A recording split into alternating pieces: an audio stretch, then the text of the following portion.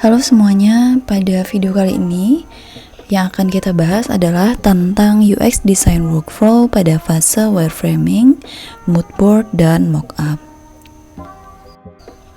Di video yang lalu sudah dijelaskan tahapan desain, yaitu pada fase user flow dan sketsa. Nah, tahap wireframing ini merupakan lanjutan dari sketsa. Wireframe sendiri adalah blueprint atau cetak biru dari sebuah desain. Wireframe menghubungkan struktur konseptual yang mendasari atau arsitektur informasi dan desain visual dari sebuah situs web atau aplikasi. Lebih khusus lagi, wireframe adalah representasi visual dari sebuah antarmuka. Sebuah wireframe menampilkan struktur, konten, functionality, dan behavior, yaitu bagaimana elemen-elemen di dalam sebuah aplikasi atau website, bagaimana sebuah konten ditampilkan, bagaimana hierarki informasi diorganize atau ditampilkan, dan bagaimana sebuah interface bisa berjalan, dan bagaimana interaksi dari interface tersebut. Ada banyak tools yang bisa kita gunakan untuk wireframing. Kita bisa menggunakan tools online seperti UXPin, Balsamiq, Axure, dan Proto.io. Moodboard yaitu kumpulan aset dan bahan yang dimaksudkan untuk mengkomunikasikan style, gaya, mood atau perasaan, arah, bahasa, dan bahasa desain tertentu. Kita bisa bereksperimen dengan palet warna, font, gaya, serta rencana hierarki visual dari sebuah project desain. Orang-orang menggambarkan perasaan mereka, pemikiran mereka dalam representasi visual. Nah, sebuah hal yang baik ketika kita mengumpulkan semua inspirasi kita ke dalam suatu wadah atau satu tempat untuk menampilkan secara visual apa yang kita inginkan dalam mendesain sebuah produk. Nah, wadah itulah yang nantinya kita sebut sebagai moodboard. Ada 3 pertanyaan yang sebaiknya sudah terjawab sebelum membuat moodboard, yaitu apa tipe produk atau aplikasi yang akan kalian desain? Yang kedua, siapa saja kompetitornya? Yang ketiga, apakah klien kita memiliki produk atau brand sebelumnya? Pertanyaan ini akan membantu kita nantinya dalam membuat atau mencari inspirasi di dalam moodboard. Tools yang bisa kita gunakan dalam moodboard adalah InVision Board, Pinterest, Milanote, dan Canva. Saya merekomendasikan menggunakan InVision Board atau bisa juga dengan Milanote. Semua tools ini bisa kita gunakan secara free dan online, sehingga juga memudahkan untuk kolaborasi, terutama untuk InVision Board tadi.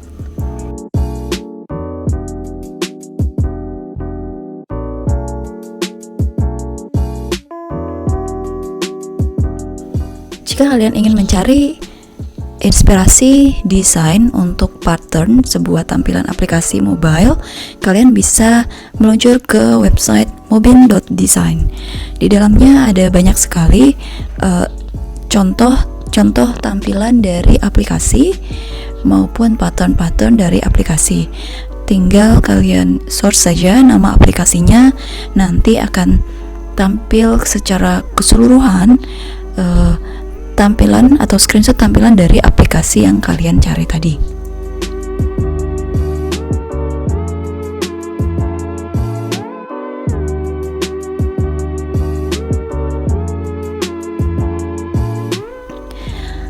Selanjutnya ada juga pattern.com. Hampir sama seperti mobin.design tadi. Fungsi dari pattern.com adalah untuk mencari inspirasi dari pattern tampilan sebuah aplikasi, dan di pattern design ini sudah dibuat kategorisasi. Jadi misalnya ketika kalian ingin mencari contoh-contoh tampilan dari chart, tinggal diklik saja kategori charts. Nah, ini adalah contoh dari sebuah mood board untuk aplikasi komuter dari onlywork.com. Pada contoh di sini terdapat color palette, kemudian pattern dari elemen desainnya, kemudian juga ada keywordnya. Jadi keyword dari mood board ini, dari aplikasi ini adalah intellectual, organized, smart, dan komuter. Nah, sehingga gambar-gambar yang dikumpulkan mengacu pada keyword-keyword tadi.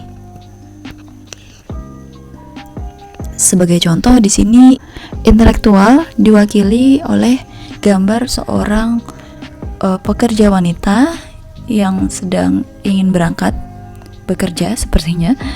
Kemudian gambar dari komuter, dan ada juga gambar dari alat-alat tulis yang menggambarkan organized dan smart ya.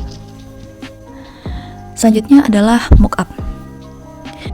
Ketika kalian sudah mempunyai inspirasi untuk membuat desain, selanjutnya adalah menuangkan desain dari wireframe tadi, kemudian inspirasi tadi ke dalam sebuah mockup. Mockup adalah medium sampai high level representation dari tampilan sebuah produk. Mockup sudah berisi visual detail seperti warna, tipografi, dan spacing. Berbeda dengan wireframe tadi yang hanya menampilkan hierarki visual dari tampilan, informasi, tapi belum ada warna, tipografi, dan spacing. Nah, ini adalah contoh tampilan dari mockup yang sudah diimplementasikan ke dalam device.